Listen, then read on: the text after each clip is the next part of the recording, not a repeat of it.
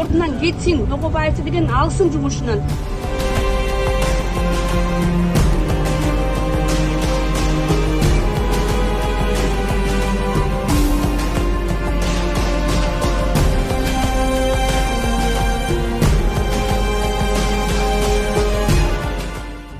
Биз бүгүнкү күнү президентке да кайрылып атабыз, МДН министрине да кайрылып атабыз. Токобаев ордунан кетсин, Токобаев деген алсын жумушунан. Себеп деген бул Бишкек деген Кыргызстан боюнча борбор деп эсептелет.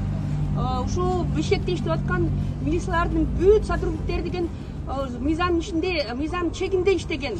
Абдан мындай чын, ачык, мындай балдардын кызыкчылыгын коргой турган, балдардын кызыкчылыгын талаша турган милициялар иштеш керек.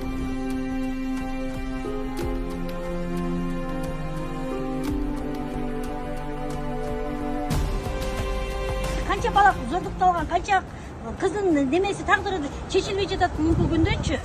Мен нааразымын милициянын ишине. Таптакыр нааразымын. Кетиш керек, мындай милиционерлер иштебеш керек. Эмне үчүн президент ушуларды карабайт? Эмне үчүн элдер көтөрүлүп чыгып атат, карашпайбы? Эмне үчүн биз баратабыз милицияга? Милиция бизди кайра уят кылып, оякка алып келип атат биздичи.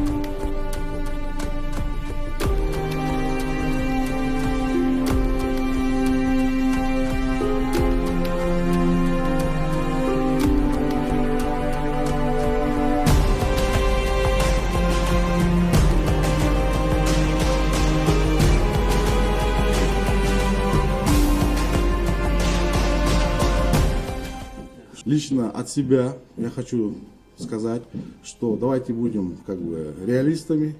Я офицер, в первую очередь, я гражданин Кыргызской республики, я офицер со стажем работы более 20 лет, и я никогда не посмел бы себе высказаться именно в качестве того, что несовершеннолетних обвинить в совершенных преступлениях и покрывая преступников, то есть насильников.